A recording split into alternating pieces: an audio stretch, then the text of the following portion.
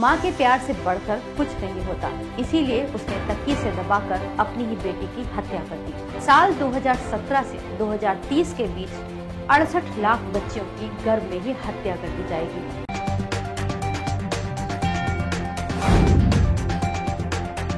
नमस्कार, lead India news में आपका बहुत बहुत स्वागत है। मैं हूं डॉक्टर तरुणा एस गौड़। कहते हैं अपने बच्चों की जान बचाने के लिए चिड़िया भी बाज से लड़ जाती है। माँ के प्यार से बढ़कर कुछ नहीं होता, लेकिन कोलकाता के खिदीरपुर में एक ऐसा मामला सामने आया जिसमें एक माँ ने ही अपने रिश्ते को शर्मसार कर दिया। एक महिला ने बेटी के पैदा होते ही उसकी हत्या कर दी। 22 साल की लवली सिंह को जब पता चला कि उसने एक बेटी को जन्म दिया है, तो उसने नवजात का मुंह तकिए से दबाकर उसका दम घोट दिया। बच्ची की मौत हो गई। ये घटना नेताजी नर्सिंग होम में ही हुई थी, जहां कुछ ही घंटों पहले बच्ची ने जन्म लिया था।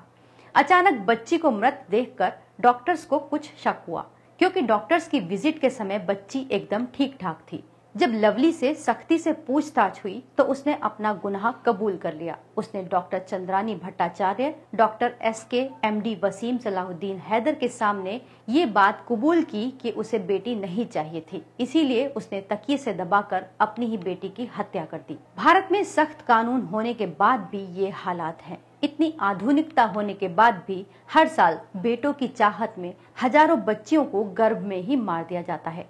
एक रिपोर्ट के मुताबिक 1981 में प्रति 1000 लड़कों पर लड़कियों की संख्या 960 हुआ करती थी, जो अब घटकर 927 पर आ गई है, जिसकी वजह से कई राज्यों में तो लैंगिक अनुपात ही बिगड़ गया है। कई राज्य तो ऐसे हैं जहां 1000 लड़कों पर मात्र 700 या 800 लड़कियां ही जन्म ले पाती हैं। इन राज्यों में पंजाब और उत्तरी राज्य शामिल हैं। यही वजह है कि लिंग जांच और कन्या भ्रूण हत्या को लेकर सख्त कानून लागू किया गया। ये कानून आज का नहीं है। कन्या भ्रूण हत्या रोकने के लिए पहला कानून कन्या भ्रूण हत्या निवारण अधिनियम 1870 में अंग्रेजों के जमाने में लागू हुआ था।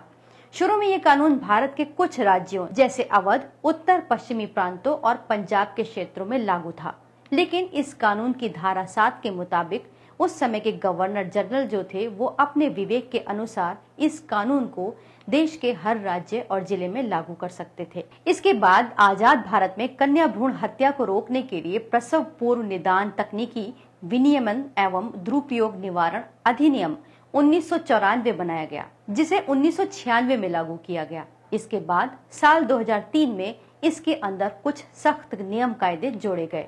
इसके अनुसार लिंग जांच करने में, यानी ये देखने में कि गर्भ में पल रहा बच्चा लड़का है या लड़की, अगर इस मामले में कोई पकड़ा जाता था तो उसमें पहले 3 साल की सजा और 50,000 जुर्माने का प्रावधान था, और यदि वो ऐसा करते हुए दूसरी बार पकड़ा जाए तो इस मामले में 5 साल सजा और 1 लाख जुर्माने का प्रावधान है। लेकिन इसके बाद भी भ्रूण हत्या जारी है। हैरानी की बात है कि स्वास्थ्य और परिवार कल्याण मंत्रालय खुद कहता है कि आज भी भारत में ऐसे हजारों क्लिनिक चल रहे हैं जहां लिंग परीक्षण किए जाते हैं। इस बात की पुष्टि करने के लिए मैं एक शोध का जिक्र करना चाहूंगी। अगस्त 2020 में एक रिसर्च जर्नल प्लोस में एक शोध छपा, जिसमें 29 राज्यों और केंद्र शासित प्रदेशों में लिंगा अनुपात का विश्लेषण किया गया। इस शोध के अनुसार यही हालात रहे तो भारत में साल 2017 से 2030 के बीच 68 लाख बच्चियों की गर्भ में ही हत्या कर दी जाएगी। लिंग अनुपात सबसे ज्यादा उत्तर प्रदेश में बिगड़ेगा, क्योंकि अनुमान है कि यहाँ 2017 से 2030 के बीच 20 लाख बच्चियों को गर्भ में ही मारा जा सकता है। सोचने वाली बात यह है, यदि बच्चियां जन्म ही नहीं लेंगी तो बेटों का क्या करेंगे? क्या अकेले बेटे वंश चला सकेंगे? इस बात पर चिंतन होना जरूरी है। इस वीडियो को लाइक करें, हमारे चैनल को सब्सक्राइब करें। हमारे वीडियो सबसे पहले देखने के लिए बेल आइकन प्रेस करना ना भूलें।